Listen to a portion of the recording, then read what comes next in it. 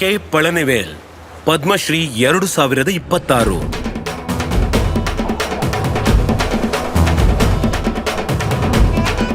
ಈ ಪ್ರಯಾಣವು ಪುದುಚೇರಿ ನಗರದಿಂದ 10 ಕಿಲೋಮೀಟರ್ ದೂರದಲ್ಲಿರುವ ಪೂರ್ಣಕೊಪ್ಪಂ ಗ್ರಾಮದಲ್ಲಿ ಪ್ರಾರಂಭವಾಯಿತು.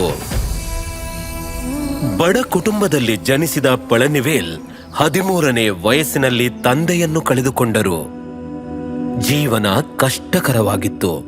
ಕುಟುಂಬವು ಹುಲ್ಲಿನ ಛಾವಣಿಯ ಗುಡಿಸಲಿನಲ್ಲಿ ವಾಸಿಸುತ್ತಿತ್ತು. ಅವರ ತಾಯಿ 4 ಮಕ್ಕಳನ್ನು ಬೆಳೆಸಿದರು.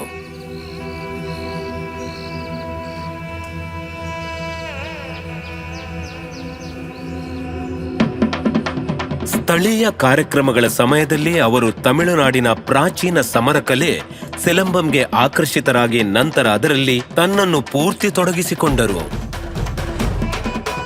ಆ ದಿನಗಳಲ್ಲಿ ಗುರುಗಳು ಒಮ್ಮೆ ಬೋಧನೆ ಮಾಡುತ್ತಿದ್ದರು ಮತ್ತು ಅದನ್ನು ಪರಿಪೂರ್ಣವಾಗಿ ಅಭ್ಯಾಸ ಮಾಡಬೇಕಾಗಿತ್ತು. ಆದ್ದರಿಂದ ಬಿಸಿಲಿನಲ್ಲಿ ನೆರಳು ಅಭ್ಯಾಸ ಮಾಡುತ್ತಿದ್ದರು.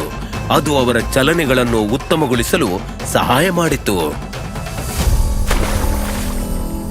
ಪಳನಿವೇಲ್ ತನ್ನ 7ನೇ ತರಗತಿಯ ನಂತರ ಶಾಲೆ ಬಿಟ್ಟು ಬಸ್ ಕ್ಲೀನರ್ ಕೆಲಸ ಶುರು ಮಾಡಿದರು.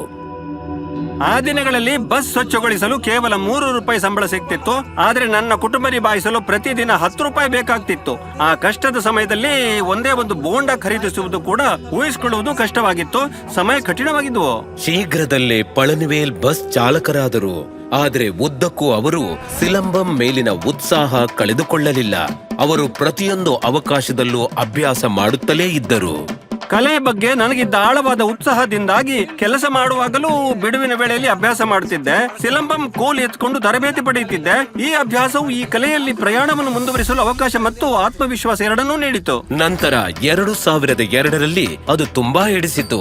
ತನ್ನದೇ ಆದ ಕಳಗಂ ಅಥವಾ ಅಕಾಡೆಮಿಯನ್ನು ಏಕೆ ಪ್ರಾರಂಭಿಸಬಾರದು? ಪುದುಚೇರಿಯ ಮಾಮಲ್ಲನ್ ಸಿಲಂಬಂ ಮತ್ತು ನಾಟುಪುರ ಕಲೆ ವಳರ್ಚಿ ಕಳಗಂ ಹುಟ್ಟಿಕೊಂಡವು. ನನ್ನ ಜೀವನದಲ್ಲಿ ನಿಜವಾಗಿಯೂ ಸಿಲಂಬಂ ನನ್ನ ಬೆಳವಣಿಗೆಯನ್ನು ರೂಪಿಸಿತು. ಡ್ರೈವಿಂಗ್ ಜೀವನೋಪಾಯವನ್ನು ನೀಡಿತು. ನಾನು 2 ಮಾರ್ಗಗಳನ್ನು ಸಮತೋಲನಗೊಳಿಸುತ್ತಿದ್ದೆ. ಒಂದು ನಿರ್ದಿಷ್ಟ ಹಂತದ ನಂತರ ಚಾಲನಾ ಕೆಲಸದಿಂದ ದೂರ ಸರಿದು ಈ ಕಲೆಯಲ್ಲಿ ನನ್ನ ಪ್ರಯಾಣವನ್ನು ಸಂಪೂರ್ಣವಾಗಿ ಮುಂದುವರಿಸಲು ನಿರ್ಧರಿಸಿದೆ. ಹೆಚ್ಚಿನ ವಿದ್ಯಾರ್ಥಿಗಳಿಗೆ ತರಬೇತಿ ಉಚಿತ. ಪಳನಿವೇಲ್ ಸಿಲಂಬಂನ ಮೇಲಿನ ಪ್ರೀತಿಗಾಗಿ ಇದನ್ನು ಮಾಡುತ್ತಾರೆ ಮತ್ತು ಅವರು ಕಲೆಯ ಆನಂದವನ್ನು ಸಾಧ್ಯವಾದಷ್ಟು ಜನರು ಆನಂದಿಸಬೇಕೆಂದು ಬಯಸುತ್ತಾರೆ. ಅವರು ದೇಶಾದ್ಯಂತ ಮತ್ತು ಕೆಲವೊಮ್ಮೆ ದುಬೈ ಮತ್ತು ಪ್ಯಾರಿಸ್ನಂತಹ ಸ್ಥಳಗಳಲ್ಲಿ ವೇದಿಕೆ ಪ್ರದರ್ಶನಗಳಿಂದ ಹಣ ಗಳಿಸುತ್ತಾರೆ. ಚಿಕ್ಕ ವಯಸ್ಸಿನಲ್ಲಿ ನಾನು ಅಭ್ಯಾಸ ಮಾಡಿದ ಕೋಲನ್ನು ಸಂರಕ್ಷಿಸಿದ್ದೇನೆ.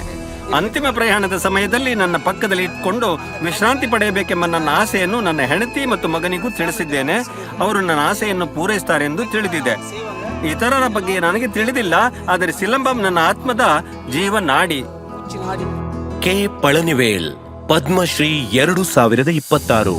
ಕೋಟಿ ಕೋಟಿ ನಮಸ್ಕಾರ.